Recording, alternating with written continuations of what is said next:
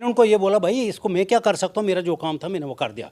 तो ये लड़का आगे से संदीप जो ठाकुर मास्टर है, गवर्नमेंट टीचर है, ये मेरे को बोलता तेरे को हमने इसलिए सरपंच बनाया था, तेरे को हमने इसलिए वोट दिया था, इससे बेटर ये था कि अगर हमने किसी राजपूत को सरपंच बनाया हो तो हमारे पंचायत की हालत खराब नहीं होती। शेड्यूल्ड कास्ट के लोग तुम कोई काम नहीं करते हो, ऐसे वक्त उल्टी फुल्टी बातें, इसमें लड़ाई दफा दफा हो जाएगी। लेकिन ये उस खेत में भी पहुंचे, वहाँ पर इन्होंने दोनों ने मेरे को वहाँ पर खूब दबाया। और उसमें से एक लड़का जो नीरज कुमार है, उनकी सब कास्ट को ढान करके बोलते हैं उनको, उसने ये लैंग्वेज इस्तेमाल की, हम कुढ़ान है, हम आदमी को मारने के बगैर छोड़ते नहीं, और तुझे मारेंगे तब तक नहीं छोड़ेंगे। तो मैंने सोचा ये मेरे को मारने के इरादे, एक मेरे से छोटा और एक उससे और छोटा था, उन दोनों की बीवियाँ वहाँ पर आ गई। जब वो लड़कियाँ वहाँ आई तो वो उन्होंने मेरे को छोड़ा, वो भागे। अगर वो ना आते तो नहीं आते तो सर वो मेरे को मार देते, क्योंकि वो बोल रहे थे कि हम कुढ़ान है, हम मारने के बगैर छोड़ते नहीं। सब हिंदू हैं जी, तो जब हिंदू हैं तो फिर हिंदुओं के खिलाफ मामला क्यों दर्ज करवाना? सभी तो एक ही तो थे आप। नहीं सर, एक कैसे थे? मैं तो शेड्यूल्ड कास्ट का हूँ, वो राजपूत कास्ट के हैं, तो ये कैसे हो गए? अगर वो एक कास्ट को तो मेरे पर हाथापाई क्यों करते, और ये मेरी कास्ट पर उंगली क्यों उठाते? ये उन्होंने मेरे को मेरी कास्ट के ऊपर को 100 बार मैं गलत बनाया। उसके बाद जब वो लोग उधर वहाँ बैठे हुए थे, लोग ये कहते हैं, हम जब आप लोगों की खबरें दिखाते हैं तो लोग ये कहते हैं कि आप ये दिखाते हो कि भैया ये शेड्यूल कास्टों के साथ ये हुआ या ऐसा हुआ। ऐसा कुछ नहीं, हम तो सारे हिंदू हैं, हमारे बीच में ऐसी कोई बात ही सर आपको मैं 3 एग्जाम्पल देता हूँ। सबसे पहले एक पोछाल में एक लड़की का, कमलेशा देवी लड़की नहीं, एक सरपंच थी, उसके साथ 2019 में जब वो सरपंच बनती, उसका हालत आपने देखो, उसका पूरे वायरल हो गए, पूरे इसमें निकले हुए हैं, पेपर में निकला कि उसके साथ क्या हालत की, वो भी शेड्यूल कास्ट की थी। उसके बाद एक लड़की और सरपंच, लड़की नहीं मैडम ही है, हमारे लिए तो लड़की हमारे से छोटी है, लेकिन वो शुआ पंचायत की जिसका नाम ललिता देवी, उसका देख यहाँ हाई कोर्ट में केस पड़ा हुआ है, यहाँ पर कोई सुनाई नहीं होती सर। इसके बाद तीसरा सरपंच में हूँ, अगर हमारे साथ नहीं होता तो हमको बेवकूफ थे जो यहाँ पर कोर्ट कचहरी में आते और ये पुलिस के चक्कर काटते। कुछ हमारे साथ जुल्म होता था, आज निकले, ऐसे थोड़े निकले सर हम। अगर आप भी चाहते हैं कि आरटीआई इंडिया न्यूज़ आप सबकी आवाज़ इसी प्रकार उठाता रहे तो आरटीआई इंडिया न्यूज़ की आर्थिक सहायता करें। हर माह 99 रुपये दे करके आरटीआई इंडिया न्यूज़ की सपोर्ट करें, ताकि आरटीआई इंडिया न्यूज़ इसी प्रकार आपके मुद्दों को उठा सके और सरकार के कानों तक पहुंचा सके। पहले तो आम पब्लिक और आम बहुजन समाज के लोगों के ऊपर एट्रोसिटी का कहर बरप रहा था, लगातार केस निकल के सामने आ रहे थे। अब मामला बदलता हुआ दिख रहा है। आम लोगों के बाद अब पंच और सरपंच सुरक्षित नहीं है। डोडा का एक मामला सामने आया है, जहां पर एक सरपंच के ऊपर हमला किया गया, जाति सूचक शब्द बोले गए, उन्हें पीटा गया, सिर्फ इस कारण कि वो बहुजन समाज से थे, वो दलित जाति के थे। ये एक कारण बताया जा रहा है। SC/SC एट्रोसिटी एक्ट के तहत मामला दर्ज हुआ। अब पुलिस की भूमिका देखिए कि पुलिस मामला दर्ज करने की बजाय कंप्रोमाइज़ करवाने में लगी हुई थी, और जिन लोगों ने सरपंच पर हमला किया, उसे जाति सूचक शब्द कहे, उन लोगों के घर वाले भी पहले सरपंच के घर पहुंचते हैं, मामले को रफा दफा करने की कोशिश करते हैं। लेकिन जब FIR लॉन्च हो जाती है, उसके बाद तस्वीर बदल जाती है। पुलिस से इंसाफ मिलने की बात अलग थी, अब तो सरपंच को अपनी जान बचाना मुश्किल हो चुका है। यहाँ पर सरपंच हमारे साथ हैं, लक्ष्मी चंद हमारे साथ हैं। सरपंच से जानना चाहेंगे, सरपंच साहब, जो आपके साथ हादसा कब हुआ था और कैसे ये सारी घटनाक्रम जो है वो पेश आया था? सर मैं ऑर्डिनरी कैप्टन लक्ष्मी चंद, प्रेजेंटली सरपंच हल्का पंचायत चकसू, ब्लॉक चराला, तहसील बेला, डिस्ट्रिक्ट डोडा और शेड्यूल्ड कास्ट से बिलोंग करता हूँ। 8 तारीख शाम को तकरीबन 7:45 बजे की बात है सर। मैं अपने ऑफिस में अपना काम कर रहा था, पब्लिक के किसी के पेंशन के केस थे, कभी कुछ और काम थे। मुझे 7:45 बजे के करीब एक फ़ोन आता है कि भाई आप कहाँ हो? तो मैंने बोला मैं घर में ही हूँ। तो उन्होंने मुझे एक पॉइंट दिखाया, मेरे घर के नज़दीक में रोड, ये जो सर्विस रोड चलता है, उस पर उन्होंने बोला कि वहाँ पर आप आ जाओ। मेरे साथ में मेरे भाई का लड़का बैठा हुआ था, तो उसने आवाज़ से पहचाना, उसने मेरे को बोला डैडी ये लड़का तो मास्टर सन्नी है, मुलसी मास्टर का लड़का है। तो मैं सर ये सोच कर गया वहाँ पर, क्योंकि मुलसी मास्टर के साथ हमारे घरेलू आपस में रिलेशन है। तो मैंने बोला हो सकता है उन्होंने कोई काम होगा, तब इस वक्त बारिश हो रही है, लड़के को भेजा, हो सकता कोई काम होगा। मैं अपना काम छोड़कर सर वहाँ पर पॉइंट पर गया जहाँ पर उन्होंने मेरे को बुलाया था। बुलाने के बाद जब मैं वहाँ रोड पर पहुँचा, मैं उनको बोला भाई क्या बात है, मुझे क्यों बुलाया? तो उन्होंने बोला और नीचे आ जाओ। तो वो गाड़ी में थे, मैं उनकी गाड़ी के पास गया। 2 गाड़ी थी? गाड़ी मेरे ख्याल अभी मुझे इतना याद नहीं, लेकिन नई गाड़ी खरीदी है कोई, अब किस कंपनी की गाड़ी है, गाड़ी नहीं थी वहाँ उनके पास। कितने लोग थे? वो 2 लड़के थे गाड़ी के अंदर, एक ये मास्टर इसका नाम है संदीप ठाकुर, और इसके साथ में एक लड़का और था, उसका नाम है नीरज कुमार। ये दोनों गाड़ी से उतरे तो मैंने बोला हाँ भाई क्यों बुलाया मेरे को। ये बोलते हैं, इन्होंने ऐसे मतलब अपनी भद्रवाही भाषा में बोला, बड़ी ऊंची आवाज़ में हिंदी में बोलते हैं, इस रोड की क्या हालत है। तो मैंने बोला भाई रोड की हालत आपको भी दिखाई दे रही है और मेरे को भी दिखाई दे रही है। इस वक्त इतने बारिश का मौसम है, बारिश की वजह से रोड ख़राब हो गई है। नंबर 2 ऊपर वाले खेत में एक हॉस्पिटल का काम चल रहा है, वहाँ से ठेकेदार ने मिट्टी विट्टी नीचे डाली थी। 3 दिन पहले उसने वो रोड साफ़ कर दिया था, लेकिन बारिश की वजह से फिर रोड ख़राब हो गया। तो मैंने बोला जो मेरा काम बनता है, मैंने PWD वालों को इसके बारे में खबर दी है, हॉस्पिटल के ठेकेदार को खबर दी है कि भाई ये रोड ठीक करो, यहाँ पर गाड़ियाँ फंस रही हैं। तो लेकिन सर वो क्या करें, क्योंकि बरसात की वजह से, बारिश की वजह से रोड ठीक नहीं हो पा रहा। तो मैंने उनको ये बोला भाई इसको मैं क्या कर सकता हूँ, मेरा जो काम था मैंने वो कर दिया। तो ये लड़का आगे से संदीप जो ठाकुर मास्टर है, गवर्नमेंट टीचर है, ये मेरे को बोलता बहन चोद चुनाव सरपंच, तेरे को हमने इसलिए सरपंच बनाया था, तेरे को हमने इसलिए वोट दिया था, इससे बेटर ये था कि अगर हमने किसी राजपूत को सरपंच बनाया हो तो हमारे पंचायत की हालत खराब नहीं होती। काम नहीं करते हो, ऐसे वक्त उल्टी फुल्टी बातें इसने मेरे को बताई सर। मैंने इसको बोला, मार्सी you are educated man, don't speak such language and don't use unparliamentary language. इसने आगे से मेरे को जवाब दिया, who the hell you are to speak before me, और इन्होंने मेरे को गले से पकड़ा और मैंने इसको ये करा दिया। गिराने के बाद इन्होंने 3-4 घूसे मार दिए मेरे को। मैं वहाँ से उनसे निकल गया और मैंने सोचा कि ये तो झगड़ा करने के इरादे से आए, तो मैं यहाँ से साइड में हो जाता हूँ। उधर ऊपर हमारे एरिया में मतलब मेरे भाई का एक खेत है, उसको बारवुड वायर लगी थी, मैं बारवुड वायर क्रॉस करके ऊपर वाले खेत में चले गया ताकि यहाँ ये नहाएं तो लड़ाई दफा हो जाएगी। लेकिन ये उस खेत में भी पहुंचे, वहाँ पर इन्होंने दोनों ने मेरे को वहाँ पर खूब दबाया। और उसमें से एक लड़का जो नीरज कुमार है, उनकी सब कास्ट कुढ़ान करके बोलते हैं उनको, उसने ये लैंग्वेज इस्तेमाल की, हम कुढ़ान हैं, हम आदमी को मारने के बगैर छोड़ते नहीं, और जो मारेंगे तब तक नहीं छोड़ेंगे। तो मैंने सोचा ये मेरे को मारने के इरादे से आए। मैंने वहाँ पर, मेरी वाइफ तो श्रीनगर में थी, मेरा बेटा जम्मू में था, मेरा एक भाई रहता, वो बेचारा एक कंपनी में काम करता, उसकी वाइफ घर में थी। मैंने उनको ज़ोर ज़ोर से आवाज़ें लगाई। उस लड़की का नाम विपना देवी, मैंने उसको बोला विपा आओ मेरे को मारा। उस लड़की ने हल्ला मचाया। तो दो भाई मेरे, एक मेरे से छोटा और एक उससे और छोटा था, उन दोनों की बीवियाँ वहाँ पर आ गई। जब वो लड़कियाँ वहाँ आई तो उन्होंने मेरे को छोड़ा, वो भाग के। अगर वो ना आते तो नहीं आते तो सर वो मेरे को मार देते, क्योंकि वो बोल रहे थे कि हम कुढ़ान हैं, हम मारने के बगैर छोड़ते नहीं आदमी को। लेकिन वो लड़कियां आ गई तो मैं छूट गया उनसे। उसके बाद मैं इमीडिएट अपने घर गया। मैं घर का गेट भी नहीं खोला, मैं गेट से बाहर से फ़ोन किया। एक तो अपना मेरे वार्ड नंबर 1 गाँव चक्सू का रहने वाला हूँ मैं, तो वहाँ का वार्ड मेंबर है राधा कृष्ण जी। मैंने उनको फ़ोन किया, भाई मैं आपका सरपंच, आप मेरे वार्ड मेंबर, आप रात को 12-1 बजे बुलाते हो मेरे को, तो मैं वहाँ आ जाता हूँ। अब मेरे साथ गाँव के 2 लड़कों ने ऐसा हादसा किया, आप यहाँ आइए, मेरी हाल देखिए क्या है। तो उसने बोला किसने किया? तो मैंने बोला मूलसी मार्श के लड़के ने और बलवंत के लड़के ने किया। तो उसने बोला जी मैंने क्या करना है, आप मूलसी मार्श को फ़ोन करो। मैंने उसको बोला मेरे पास मूलसी मार्श का फ़ोन नहीं है। उसने नंबर दिया, मैंने मूलसी मार्श को फ़ोन कर दिया। मूलसी मार्श को फ़ोन करने के बाद उन्होंने मेरा फ़ोन नहीं उठाया। तब तक मैंने एक दूसरा वहाँ पर सब इंस्पेक्टर रिटायर है पुलिस से, ओम प्रकाश मनहास उसका नाम है, मैंने उनको फ़ोन किया कि भाई मेरे साथ आप गाँव के एक मोजिज़ आदमी है, ये बता आ जाइए, मेरी हाल देखिए गाँव के लड़कों ने मेरे साथ क्या किया। तो इतनी देर में मूलसी मार्श का उधर से मेरे को फ़ोन आया, हाँ जी सरपंच आपने फ़ोन किया था, क्यों क्या बात हुई? तो मैंने बोला साहब मेरे साथ ऐसे हो, आप इधर आ जाइए, मेरी हालत देखिए। ये लोग आ गए, आधा घंटा पौना घंटा लग गया। चलो मैं नहीं बोलते कि 2 मिनट में आए, क्योंकि गाँव से आना था, कपड़े कुपड़े पहने होंगे, बूट बाट पहने आए। जब तो इनको मैंने अपनी हालत दिखा कि देखो मेरे साथ क्या किया। इन्होंने वहाँ पर देखा, इन्होंने बोला कि हाँ जी आपके साथ ज्यादती हुई है, ये लड़के बेवकूफ़ हैं, पढ़े लिखे, शराबी, कबाबी, गंदे। इन्होंने मतलब उन्होंने उन लड़कों को उनकी तरफ की मुखालफत की, उनको गालियाँ शालियाँ दी। 10-15 मिनट के बाद फिर उन्होंने मेरे को थोड़ा मक्खन लगाने की कोशिश की। चलो जी आप तो पढ़े लिखे आदमी हैं, बाहर निकले आदमी हैं, सरपंच आदमी हैं, मोजिज़ आदमी हैं, चलो इन बेवकूफ़ ने गलती कर दी, आप आगे पीछे कोई बात मत करना, आप जो सुबह इनको सज़ा देना चाहेंगे हम इनको सज़ा देंगे, आपके आगे हाथ माफ़ी मांगेंगे, जो कुछ करें। मैंने उनको बोला आप लोगों को मैंने यहाँ कोई मक्खन लगाने के लिए नहीं बुलाया है, मैंने सिर्फ आपको अपनी हालत दिखानी थी। कल आप लोग ये ना बोलो कि आपके साथ कुछ नहीं हुआ है और आपने ऐसे आगे की शिकायत रिपोर्ट कर दी। लेकिन ये सवाल है कि ये कहा जाता है देखिए आप सब हिंदू हैं जी, तो जब हिंदू हैं तो फिर हिंदुओं के खिलाफ मामला क्यों दर्ज करवाना? सभी तो एक ही तो थे आप। नहीं सर एक कैसे थे, मैं तो शेड्यूल्ड कास्ट का हूँ, वो राजपूत कास्ट के हैं, तो ये कैसे हो गए? अगर वो एक कास्ट को तो मेरे पर हाथापाई क्यों करते और ये मेरी कास्ट पर उंगली क्यों उठाते? ये उन्होंने मेरे को मेरी कास्ट के ऊपर को 100 बार आवाज़ निकाली, सरपंच बनाया, मैं गलत बनाया। उसके बाद जब वो लोग उधर वहाँ बैठे हुए थे, लोग लोग ये कहते हैं, हम जब आप लोगों की खबरें दिखाते हैं तो लोग ये कहते हैं कि आप ये दिखाते हो कि भैया ये शेड्यूल कास्टों के साथ ये हुआ या ऐसा हुआ। ऐसा कुछ नहीं, हम तो सारे हिंदू हैं, हमारे बीच में ऐसी कोई बात ही सर आपको मैं 3 एग्जांपल देता हूँ।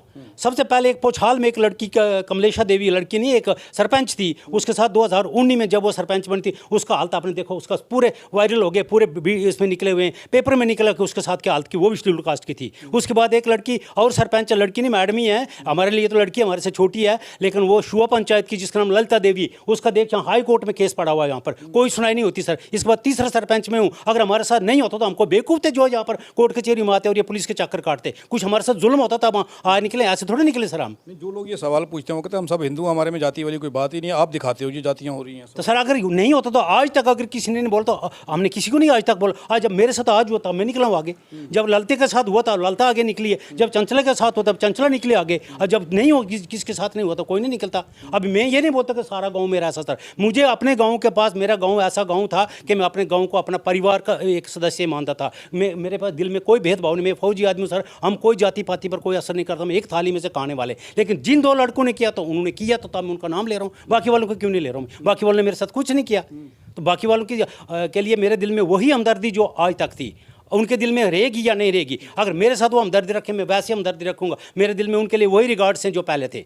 नहीं, अच्छा एक सवाल और है। सर। आप सरपंच भी हैं मौजूदा जी। मेरा ये सवाल है कि देश का कॉन्स्टिट्यूशन, संविधान, जी चर्चा चल रही है कि संविधान को बदल करके हिंदू राष्ट्र बना देना चाहिए। जी सर। तो अगर हिंदू राष्ट्र बनता है तो उसमें तो सब एक हो जाएंगे, आप सब एक ही तो हैं, क्या फिर क्या परेशानी है? आप समझते हैं कि खत्म हो जाना चाहिए? सर हम तो ये नहीं बोलेंगे कि हम तो वो बोलते हैं कि जो संविधान के अंदर लिखा है, जो एट्रोसिटी एक्ट के अंदर लिखा है, वो हमें न्याय मिलना चाहिए। ठीक है ना? अगर ये जाति करते रहेंगे तो बार हर आदमी के साथ जाति होते, अगर जाति नहीं होती तो हम क्यों बोलते? और ये ऐसे बोलते हैं जब ये कांड भी कर देते हैं और उसके बाद बोलते हैं जी कुछ नहीं हुआ, कुछ नहीं हुआ। वो ये कहते हैं कि कुछ लोगों के साथ टेलीफोन भी हमें आते हैं और कमेंट लिखते हैं, वो कहते हैं जब तक कॉन्स्टिट्यूशन है, संविधान है, बाबा साहब का बनाया हुआ संविधान है, जब तक जाति है तब तक ये चीज़ें होती रहेंगी। जाति ये आरक्षण को ख़त्म कर दो, संविधान को ख़त्म कर दो, सब कुछ ठीक हो जाएगा। आप क्या समझते हैं? संविधान सर ये तो हम तो ख़त्म नहीं कर सकते, जो कॉन्स्टिट्यूशन के अंदर लिखा हुआ है हम उस पर यकीन करते हैं। अगर कॉन्स्टिट्यूशन के अंदर ये लिखा कि ये सारा ख़त्म कर दो तो कर दो, लेकिन उसके अंदर तो ये नहीं लिखा ना कि लिखा कि सारा हिंदू राष्ट्र बनेगा या मुसलमान राष्ट्र बनेगा। ऐसा कुछ नहीं है। हम जहाँ जैसे रह रहे थे हम तो बोलते जैसे रह रहे हैं हम वैसे रहेंगे, हम इसी में सुखी हैं। अच्छा, अब इंसाफ के लिए जब आप पुलिस के पास गए, पुलिस की भूमिका क्या रही? पुलिस देखिए सर 9 तारीख को FIR लगी हुई है, 9 तारीख से लेकर 22 तारीख को इन लड़कों को बेल मिली हुई है। तो 9 तारीख से लेकर 22 तक पुलिस ने क्या किया? उन्होंने क्यों नहीं इनको अरेस्ट किया? तो फिर इसका मतलब पुलिस कुछ नहीं कर रही है। जब आप ही बोलिए अगर पुलिस काम करती तो 9 से लेकर 22 तारीख तक इनको अरेस्ट होना चाहिए था। जब उसका एट्रोसिटी एक्ट के अंदर सीधा लिखा कि उसके अंदर बेल नहीं है, खाली अरेस्ट होना, क्यों नहीं किया अरेस्ट किए? तो पुलिस से नाराज़ हैं आप? सर मैं क्या ना, सारी दुनिया नाराज है। अगर वो काम करते तो मैं नाराज क्यों होता? मैं भी बेल्ट फोर्स का आदमी हूँ, वो भी बेल्ट फोर्स के। अगर उन्होंने काम किया होता, हमें आर्मी वालों को हुक्म मिलता था हम चाहे 10 आदमी मर जाएंगे लेकिन उस काम को पूरा करके आ जाए। उन्होंने क्या किया? 22 दिन में, मतलब 9 से लेकर 22 तारीख तक क्या किया? क्यों नहीं अरेस्ट हुए? तो जब आप कोर्ट में पहुंचे तो कोर्ट में फिर क्या रहा? कोर्ट में मैं बोलता हूँ, मैं हाई कोर्ट का बहुत शुक्रगुजार हूँ सर, जिन्होंने मेरी बात सुनी और जिन्होंने मुझे न्याय दिया। ठीक है, मैं कोर्ट का बहुत बहुत थैंकफुल हूँ। और अगर जैसे हाई कोर्ट ने किया, अगर वैसे सेशन कोर्ट ने किया होता तो मुझे हाई कोर्ट में पहुँचने की जरूरत नहीं थी सर। 9 तारीख को मेरे साथ ये हादसा हुआ। 9 तारीख से लेकर आज तक मैं मेंटली फ्रस्ट्रेट हूँ, फिजिकली फ्रस्ट्रेट हूँ, इकोनॉमिकली फ्रस्ट्रेट हूँ। और मेरी गलती क्या, जब मैं अपने घर में काम कर रहा था, अगर इन लोग वहाँ नहीं आए तो ये झगड़ा नहीं किया होता, ना उनको परेशान थे ना मुझे परेशान। क्यों उन्होंने मुझे परेशान किया? इस मेरी परेशानी का कौन खमाजा भरेगा? आपने एक चीज़ और बताई कि किसी औरत का आपको फ़ोन आया। हाँ, वो क्या हुआ सर कि 9 तारीख को जब मैं SHO ऑफिस में गया, तब ये इस पार्टी के लोग भी आए थे, मेरी पार्टी के भी लोग आए थे। तो ये मेरे पीछे पड़े थे, भाई कंप्रोमाइज़ कंप्रोमाइज़ कंप्रोमाइज़। मैंने इनको बोला भाई मैं कंप्रोमाइज़ नहीं करूँगा और ना ही अपना केस विड्रा करूँगा। इतने में 3:28 पर सर मैंने वो लिख कर रखा टाइम, एक कोई लेडी फ़ोन करती है कि अगर तूने ये केस विड्रा नहीं किया या इनके साथ कंप्रोमाइज़ नहीं किया तो तू जब गांव में आएगा तेरा मैं क्या हाल करूंगी वो तुझे तब पता चले। जो तूने मेरे साथ किया वो मैं सब कुछ बता दूंगी। अब मैंने बोला भाई मैं तेरे साथ किया, तूने जो करना कर ली। मैंने फ़ोन काट दिया और मेरा SHO साहब को दिखाया, सर 2 मेरे पहले मुलज़िम है, तीसरा इसका नाम भी उसके अंदर डाल दो क्योंकि ये मेरे को ऐसे थ्रेट दे रही है। तो SHO साहब हंसने लगे। वो 3 SHO थे वहाँ पर बैठे। उन्होंने बोला सरपंच साहब अभी आपके साथ बहुत कुछ होगा और आगे। तो अब क्या होगा सर वो मुझे नहीं पता, लेकिन मुझे ये पता है कि मुझे अपनी जान का खतरा है। ठीक है, 22 तारीख को जब इनको जमानत मिली, 23 तारीख को मैं एसएसपी साहब के पास गया हूँ डोडा में। मैंने उनको वहाँ पे एप्लीकेशन दी है कि मुझे भाई प्रोटेक्शन चाहिए, लेकिन अभी तक मुझे कोई पता नहीं प्रोटेक्शन देंगे नहीं देंगे। अगर कल कुछ हर्ज मर्ज हो जाता तो मीडिया वालों आपको मैं पहले बता रहा हूँ कि मुझे खतरा है अपनी जान का। जान को खतरा है और पुलिस का मजाक देखिए। सरपंच के ऊपर इल्ज़ाम लगाने की और उन्हें किसी मसले में फंसाने की खुलेआम धमकी उनके फ़ोन पर आती है, थाने में खड़े खड़े पुलिस के सामने। वो पुलिस को ये बताते हैं कि जनाब ये फ़ोन आया है और इस फ़ोन में ये कहा जा रहा है कि आपको मैं फंसा दूंगी अगर आपने ये मामला इस पर कंप्रोमाइज़ नहीं किया, ये केस वापस नहीं लिया। ये खुलेआम धमकियाँ। दलितों को इंसाफ मिलेगा क्या कहीं लग रहा है? एडवोकेट रजत रमित हमारे साथ हैं। रजत, कैसे इंसाफ मिलेगा? कैसे ये घटना अब पंच सरपंच तक सुरक्षित नहीं है, मामला इतना ऊपर जा चुका है, क्या हो रहा है? देखिए संसार जी, जम्मू रीजन में हमें आए दिन देखने को मिलता था कि जहाँ पे जो है जाति के नाम पे उत्पीड़ना बढ़ती जा रही थी, अनटचेबिलिटी के केसेस जो है और ज़्यादा बढ़ते जा रहे थे। लेकिन चिनाब वैली खित्ते में जो है बड़े शर्म से मुझे कहना पड़ रहा है कि शायद चिनाब वैली एक पीसफुल इलाका हुआ करता था। चिनाब वैली में इस तरीके की चीज़ें नहीं देखने को मिलती थी। अब चिनाब वैली में हमारे पंच सरपंच ही सुरक्षित नहीं है। तो ये जब से जो ये जो मौजूदा सरकार जो है सत्ता में आई है, तो ये जो लोग इनको जो है हौसले, इन लोगों के हौसले बुलंद हो चुके हैं, क्योंकि इन लोगों को ये लग रहा है कि सत्ता में तो अब हम लोग हैं, तो हम इन छोटे लोगों को, इन डाउन ट्रोडन लोगों को पे उत्पीड़ना करेंगे तो हमारा कुछ नहीं होगा। और ऐसा ही जो है हमारे सरपंच साहब के साथ हुआ, ऐसा ही हमारी ललिता देवी सरपंच के साथ हुआ, और ऐसा ही हमारी चंचला देवी सरपंच के साथ हुआ। चिनाब वैली के अंदर किसी भी पुलिस को मुझे लग रहा है कि एट्रोसिटी एक्ट की नॉलेज ही नहीं है। भाई पुलिस के उच्च अधिकारी एसएसपी साहब जी, आपको समझना चाहिए कि SC/ST एट्रोसिटीज़ एक्ट एक स्पेशल एक्ट है। इसमें आपको जैसे ही इसमें आपके पास केस आता है, आपको FIR रजिस्टर्ड करनी है, और FIR रजिस्टर्ड करने के बाद तुरंत जो है इसमें आपको गिरफ्तारी करनी है। लेकिन किसी भी केस में मुझे बड़े दुख से संसार जी आपके चैनल के माध्यम से मुझे ये कहने पड़ रहा है कि चिनाब वैली खित्ते में मुझे लग रहा है कोई अलग सा कानून चल रहा है। मुझे उम्मीद नहीं है कि वहाँ पे स्पेशल एक्ट अभी तक लागू है। ये जम्मू रीजन में शायद लागू है, चिनाब वैली में लागू नहीं है। ललिता देवी के मैटर में भी कोई अरेस्ट नहीं हुई। ये हमारे लक्ष्मीचंद सरपंच साहब हैं, बड़े अच्छे सरपंच साहब हैं, कैप्टन रिटायर हैं, इनके साथ इतनी ज़्यादा उत्पीड़ना हुई, कोई भी जो है मुलजिम अरेस्ट नहीं हुए। चंचला देवी के मामले में भी सरपंच जो है, उनके मामले में भी जो है कोई मुलजिम अरेस्ट नहीं हुए। पुलिस जो है कहीं ना कहीं प्रोटेक्ट कर रही है मुलजिमों को। शायद पुलिस जो है पुलिस को किसी जो वहाँ के जो उच्च लोग हैं, जिनकी जो सत्ता में इस वक्त जो है पूरे देश के अंदर जो राज कर रहे हैं, सत्ता में जिनकी सरकार है, वो इन लोगों को मुझे लग रहा है पुलिस पे वो लोग जो दबाव डालते हैं। इनके केस में क्या हुआ कि पुलिस ने पूरे 6-7 दिन कोई भी कार्रवाई जब नहीं की, कोई कार्रवाई नहीं की, खुलेआम मुलजिम जो है घूम रहे थे, खुलेआम जो इनको धमकी दे रहे थे सरपंच साहब को। ये हमारे साथ पूरे टच में थे कि मुझे धमकी आ रही है, अब हम क्या करें। इन्होंने SSP को भी अप्रोच किया, कोई इनके मैटर में कोई सुनवाई नहीं हुई। इनफैक्ट जो है पुलिस ये मुलजिम लोग जो हैं प्रिंसिपल सेशन जज के पास अप्रोच करते हैं और उनको सरेंडर बेल मिल जाती है वहाँ पे। और जबकि सरेंडर बेल इस एक्ट में जो है एप्लीकेबल नहीं होती है।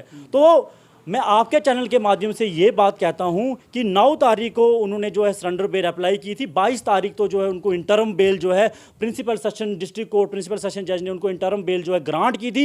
ये चिनाब वैली खित्ते के लिए एक बहुत बड़ी जीत है। ऑनरेबल हाई कोर्ट ने जो है इस वक्त उस बेल एप्लीकेशन पे जो है अपनी लगाम कस ली है। ऑनरेबल हाई कोर्ट ने कहा है कि इस तरीके के मामले जहाँ जो इसके एक स्पेशल एक्ट है, इन एक्ट में सीधा जो है प्रोविजन लिखा गया है कि जब तक आप जो है मुलजिमों को अरेस्ट नहीं करोगे, जब तक आप विक्टिम को जो है सुनोगे नहीं, आप बेल नहीं दे सकते हो। तो ऑनरेबल हाई कोर्ट ने एक बहुत बड़ा फैसला दिया हुआ है और बहुत बड़ी राहत जो है हमारे सरपंच साहब को मिली है।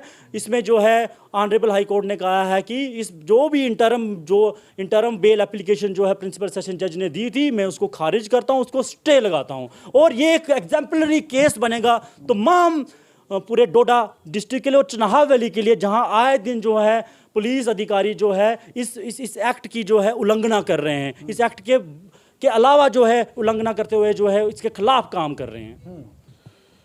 सवाल अब ये है कि आम बहुजन समाज और दलित समुदाय के लोग जम्मू कश्मीर में इन घटनाओं के शिकार हो रहे थे। अब पंच सरपंच सुरक्षित नज़र नहीं आ रहे, मामले बढ़ रहे हैं। महिला सरपंच, 2 महिला सरपंच और एक सरपंच हमारे साथ खड़े हैं लक्ष्मी चंद, ये 3 केस हैं जो इस वक्त तक हमारे सामने आ चुके हैं। ना जाने ऐसे कितने केस होंगे जो अभी पर्दे के पीछे हैं, जो सामने नहीं आ रहे। और पुलिस की शर्मनाक भूमिका, पुलिस उन लोगों को कंप्रोमाइज़ करवाने के लिए प्रेशर करती है। पुलिस मामले को दर्ज करने की बजाय कंप्रोमाइज़ करवाने की बात करती है, जबकि ये स्पेशल एक्ट है। SC/SC एट्रोसिटी एक्ट इसीलिए तो बनाया गया था कि यहाँ पर बहुजन समाज के लोगों के साथ वो इस उत्पीड़न का शिकार ना हो, उनके ऊपर यह अत्याचार ना हो। लेकिन हो क्या रहा है, हकीकत क्या है, वो सब आपके सामने है। सरपंच लक्ष्मी चंद ने अपनी कहानी ये बताई। अगर संविधान ना हो, अगर कॉन्स्टिट्यूशन ना हो, तो इन लोगों को इंसाफ कैसे मिलेगा? आप खुद अंदाज़ा लगा लीजिए कि क्या अब जम्मू कश्मीर में दलितों का जीना दुश्वार करने वाले लोगों को खुलेआम पुलिस सपोर्ट करेगी, उन लोगों की मदद करेगी और पीड़ित लोगों को इंसाफ दिलवाने की बजाय उन लोगों को हरास और कंप्रोमाइज़ करने पर मजबूर करेगी। आप देखते रहें RTI इंडिया न्यूज़, लोकतंत्र का पहरेदार, ताकि हम पहुंचा सकें आप तक वो खबरें जो नहीं पहुंच रही या फिर जो नहीं दिखाई जा रही।